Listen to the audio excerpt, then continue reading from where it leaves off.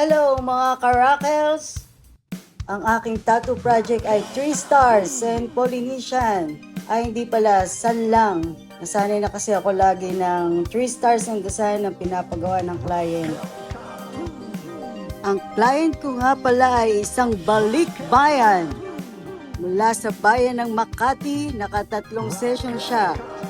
Kaya pabalik-balik siya sa bayan ng Laguna. Kaya siya ay isang balikbayan. At ayan na nga, nilalayout ko na ang kanyang Sun and Polynesian gamit ang aking red and blue ballpen. Nihahakap ko na nga sa kanya sa Tipinoflow. Ayan, while watching mga Tagalog movie na comedy film. Bayani ata yung pinapanood namin. So, syempre, masayang tatuan, happy. Ayan, kita nyo, tapos na ang aking drawing. Kung mapapansin nyo, yan, nilalagyan ko ng mga swirl ang aking drawing. Naging trademark ko na yan dahil mapapansin nyo, matigas ang tato, napapalambot nito ang tato para siya yung nagpo-flow sa mga tato ng aking client. Kung sa colored, naglalagay din ako at minsan sa black, ayan sa Polynesian. Nyo, parang ni ruler, iniskwala. Ang galing-galing naman, oh. Sino kaya nag-drawing yan? Siyempre, walang iba kundi ako. Ako lang. At sasaktan ko na yan. Game, sakta na yan. Ayun nga pala sa mga nagtatanong, bakit nga daw manipis lang ang aking paglilinya? Ewan ko nga rin sa sarili ko kung bakit nininipisan ko lang ang aking paglilinya pagdating sa mga ganyang tattoo project. Siyempre, may mga dahilan kaya ako ginagawa yun.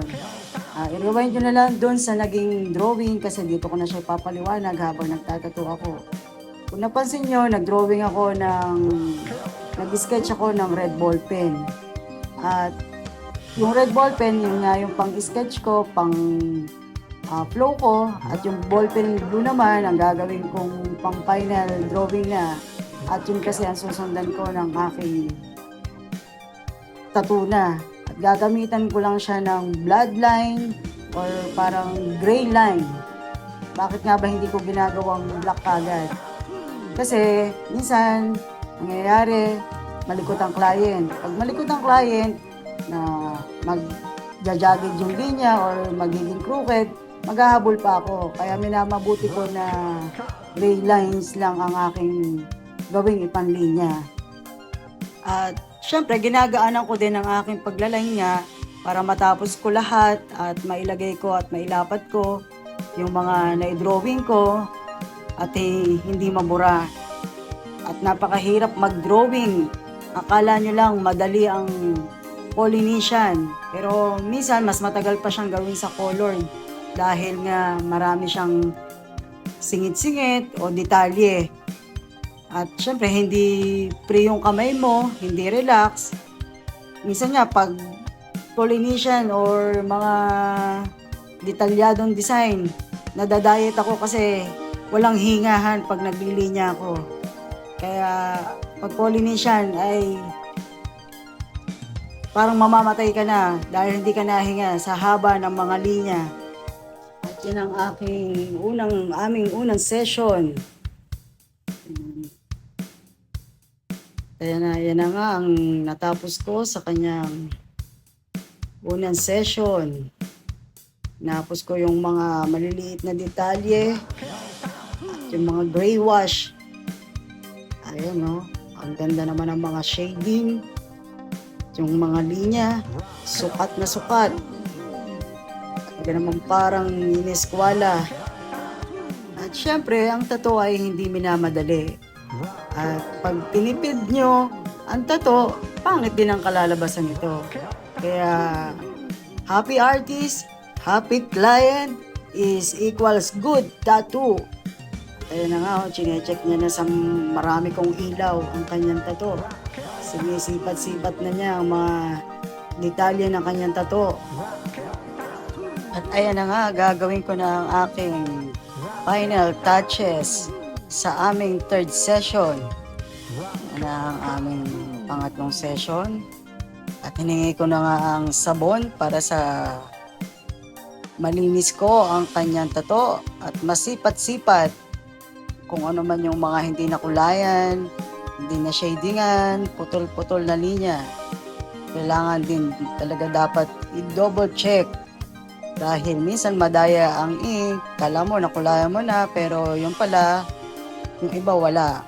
Kaya kailangan sobrang linisin mo siya nang makita mo siya at dyan papasok ang aking i-retouch natin ng pauti-uti na dahan-dahan yung mga nawala niyang kulay or nagputol-putol na linya. At ayan na ang aming finished product ng kanyang Sun and Polynesian tattoo. Kita nyo naman, sakit na sakit siya pero sulit na sulit ang kanyang ipinagdayo dito sa Santa Cruz, Laguna, sa napakalayong probinsya na kinatatayuan ng aking shop. Ayan ang shading, oh. Kita nyo yung gradation ng shading na dark to light. Ayos na ayos. Kaya na nga, sisipatin na natin ang ating mga detalyadong tato. Kagat-labi na siya dyan, pero masayang masaya. Kitang-kita naman sa kanyang mga mata ang kaligayahan na nadarama para sa kanyang bagong-bagong tato.